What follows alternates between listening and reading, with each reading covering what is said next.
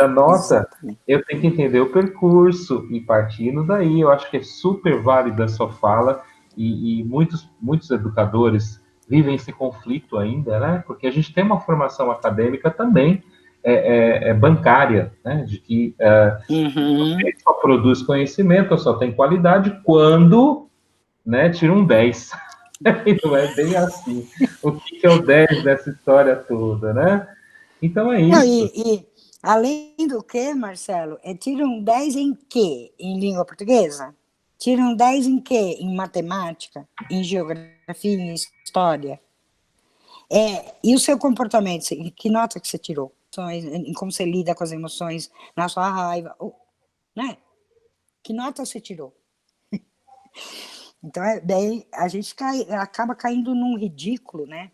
E você tocou num ponto importantíssimo. Eu acho que esse momento da pandemia poderia mesmo ser utilizado, porque a gente fica se entupindo de tarefas, né? Uma tarefa,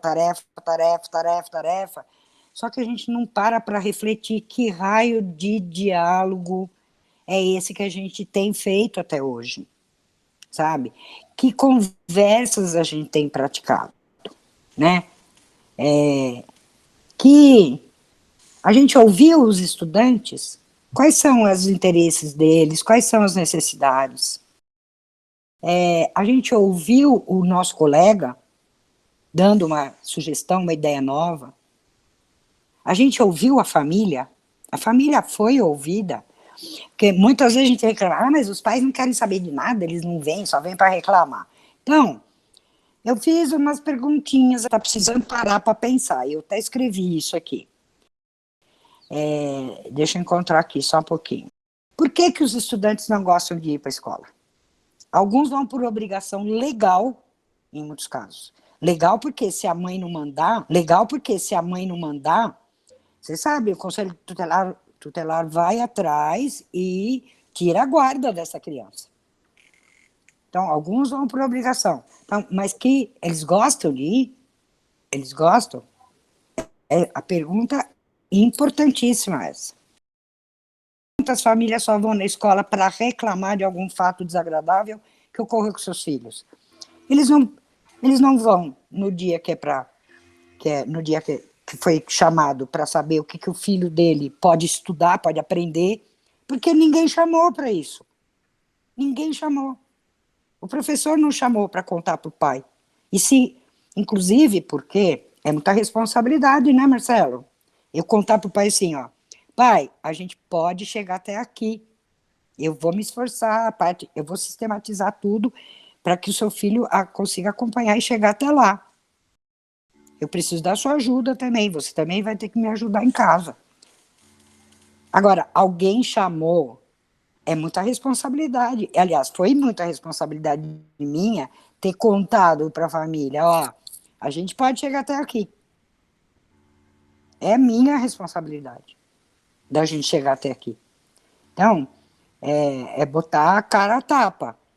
Qual é o professor que tem coragem de fazer isso? Eu não sei se tem algum professor com coragem de chegar para o pai e falar, é isso que a gente vai estudar esse ano.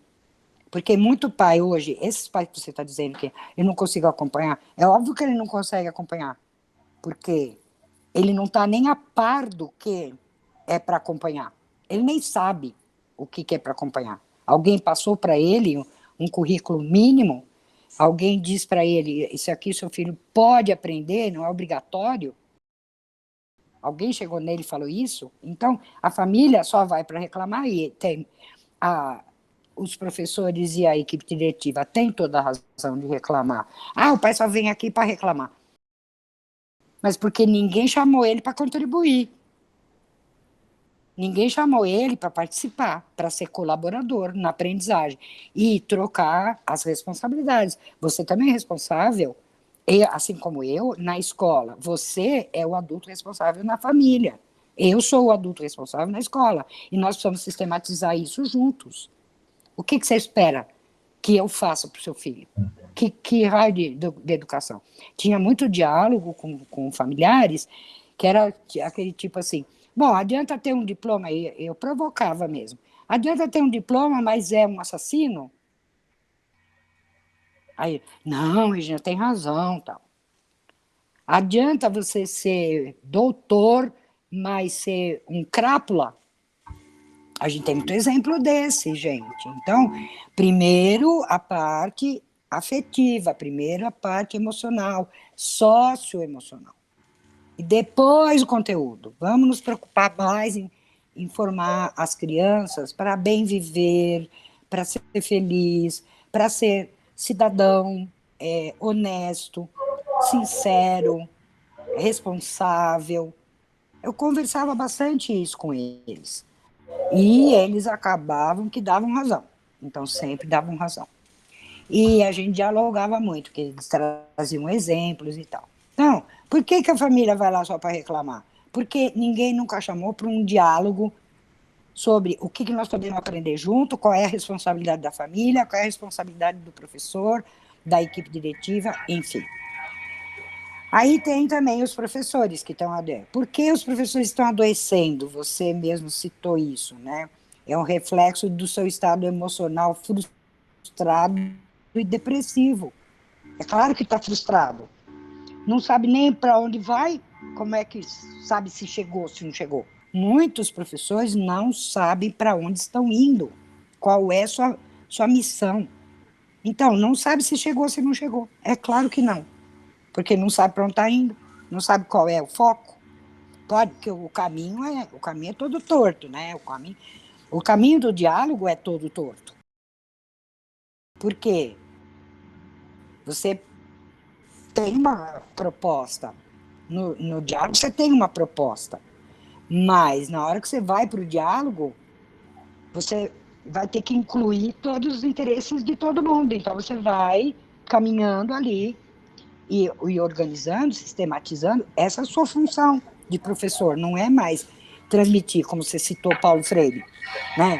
Ensinar não é transmitir. Então a função do professor hoje não é mais essa. E a última pergunta é: por que a equipe diretiva vive assoberbada com tarefas acumuladas, com a iminência de prazos a cumprir, com a enorme exigência de tantas responsabilidades? É porque não reparte. Também não reparte. E outra coisa, não está gerando autonomia no diálogo. E precisa ser dialogado. A autonomia precisa ser dialogada. Então, quando eu faço essas perguntas, eu acho que a escola pode sim ser um centro de diálogo. Ela pode, não sei se quer, mas pelo menos eu entendo que é possível ser um centro de diálogo. A gente tem um exemplo do Brás, lá em Heliópolis, que conquistou esse diálogo, quebrando parede, colocando a família dentro da escola, tirando o muro da escola, então a escola realmente ficou pública. A escola virou um prédio público, onde as pessoas entram e saem. Hoje eu não sei mais como está, mas na época que eu visitei, não tinha muro. E a Marília de Santos já era a diretora, na época que eu estive lá, o Braz já era da secretaria. Então, dizer, é utópico, não é possível. É muita gente, que nem as perguntas, as coisas, as exclamações que a gente ouve, né? Mas a escola é muito grande, não dá para ouvir todos os pais. Divide em grupo, divide em grupos. Mas a minha turma é muito grande, eu não consigo ouvir todos os estudantes. Divide em grupo, para escutar. São muitos professores, não dá para ouvir todo mundo. Divide em grupos, né? Para poder escutar todo mundo, em grupos menores. Se a escola tem lá 1.000, 2.000, sei lá quantos alunos, e provavelmente a metade de pais, então é muita gente mesmo para ouvir ao mesmo tempo. Então divide em grupos. Vamos ouvir hoje a turma do primeiro ano, amanhã a gente ouve a turma do segundo ano, e em parceria com os professores. Né? Na equipe diretiva não precisa ouvir isso tudo sozinha. Os professores podem participar. E este momento, como você falou, esse momento da pandemia, que a gente está no papo virtual, é muito oportuno para a escola começar a centralizar mais isso. Porque o que a gente está vendo são os movimentos sociais centralizarem, são as igrejas centralizarem, E nem os partidos políticos estão conseguindo mais centralizar. Então, essa urgência, esse espaço de fala, esse espaço de fala está sendo ocupado. E não é pela escola. E a escola precisava ocupar esse espaço de fala da comunidade, sabe? Eu acho que a escola tem tudo para ser essa reunião das pessoas no diálogo, na convivência. Então, a minha utopia, né? É no que eu batalho, mesmo aposentada, como você disse, é nisso que eu batalho o tempo todo, para que os adultos... porque os adultos responsáveis... Eu comecei essa história dos adultos responsáveis a partir daquele grupo de familiares dos meus estudantes, ex-estudantes agora, né? A partir deles, que a gente deu continuidade. Então, só para contar, eu segui essa turma do primeiro até o terceiro ano com a anuência deles. Então, reunia com a família, eles e a família. Gente, olha, mês que vem eu tenho que escolher uma turma. Eu gostaria de escolher a turma de vocês, mas eu também quero saber se vocês acham. Eba, isso, vem você, tá. Aí eu ia lá e escolhi o segundo ano e escolhi o terceiro ano, a mesma turma. E aí, a partir desses 3 anos de convivência, de diálogo, de uma convivência amorosa que a gente construiu e tudo, no ano seguinte, eles foram para o 4º ano, eu fui visitá-los várias vezes, com a família também, e no 5º ano eles me convidaram para a formatura. Eu não era mais professora, eu já estava aposentada, mas eles me convidaram para a formatura deles do 5º ano. E eu fui, foi uma festança danada, não sei o quê, e naquele dia a gente decidiu montar um grupo de Facebook, que estava todo mundo com saudade, aliás, no Facebook não, no Messenger.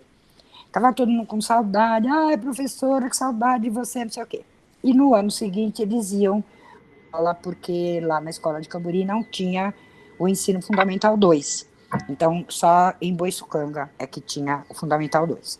Aí formamos esse grupo que existe até hoje. A gente continua conversando.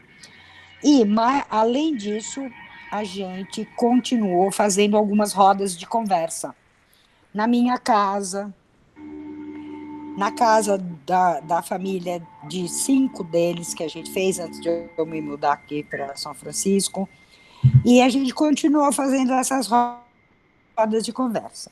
Aí, numa das últimas rodas de conversa, as mães falavam assim para mim: Regina, você precisa conversar com os adultos. É com os adultos que você precisa conversar. As crianças já entenderam. Elas já estão participando das rodas de conversa. Você está precisando conversar com os adultos, são os adultos responsáveis pelas crianças. E aí que veio a ideia, então, foi empurrada por elas, eu acabei criando os encontros de desformação presenciais, que eu fiz lá em Boiçucanga, os primeiros, que foram os presenciais, 3 primeiros presenciais, depois me mudei para cá e veio a pandemia, e aí então criei os virtuais. E é realmente bem diferente, mas a essência é a mesma. Então, cuidar dos adultos responsáveis, cuidar não, que não, a palavra não é essa, desculpe, eu vou refazer. Entrar em contato, dialogar com esses adultos responsáveis, para mim, no momento, é a coisa mais importante. Então, eu tenho conversado muito com mães, não são pedagogos, e não importa se é pedagogo também, pedagogo ou pedagoga, não importa.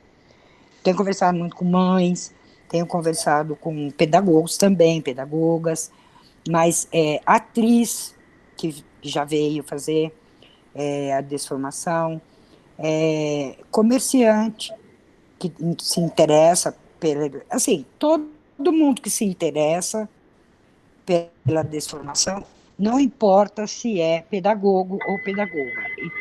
Basta ser adulto responsável e vem, e vamos bater papo, vamos dialogar. o máximo que a gente conseguir, para ver se a gente consegue mudar um pouco esse padrão que a gente vem carregando. Quantas gerações mais nós vamos ter que aguentar? Quantas gerações vão ter que aguentar mais? Então, é aquela pergunta que eu fiz ali, né? Quem é esse estudante que foi seu estudante há 10 anos atrás? O que ele faz hoje na vida? Quem ele é?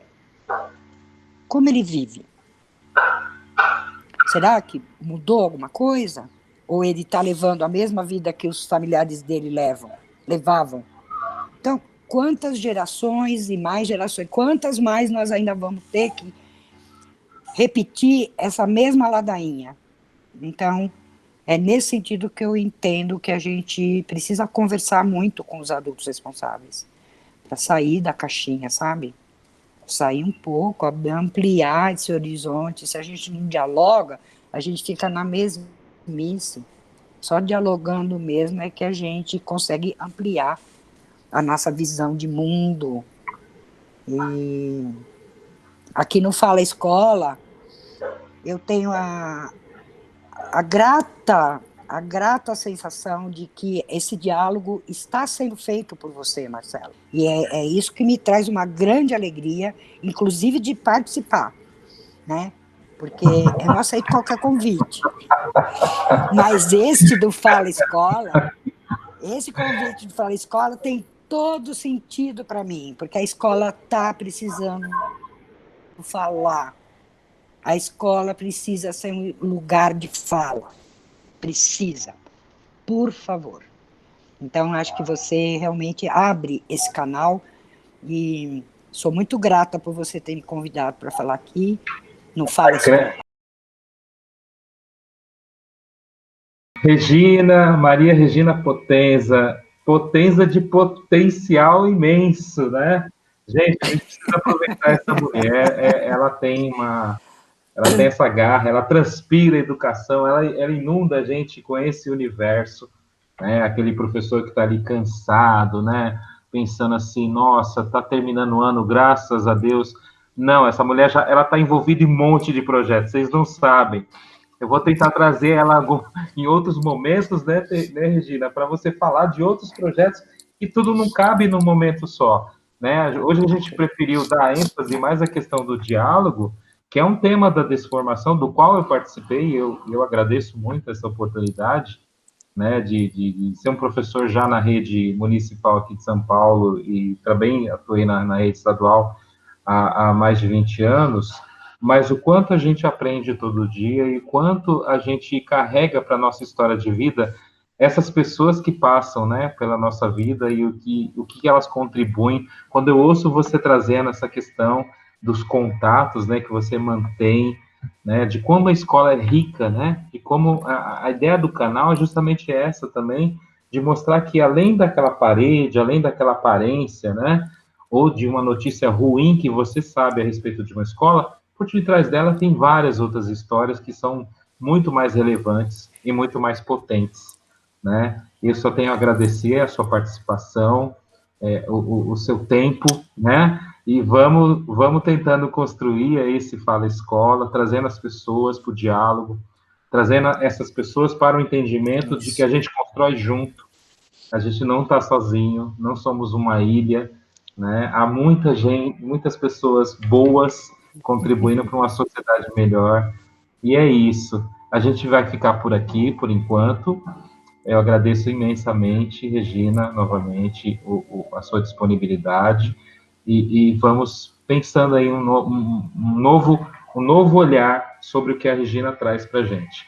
Ela traz hoje uma conversa sobre a importância do diálogo e traz também algumas dicas, quais caminhos que nós devemos seguir ali dentro da nossa comunidade. A escola como centro da comunidade, o Brás traz essa questão, né, quando ele quebra os muros da Campus Sales, e é isso. Um prazer enorme, um beijão, e agradeço a todos aí pela participação. Abraço. Obrigada, Marcelo. Beijão para você também. Muito obrigada. Eu que sou agradecida.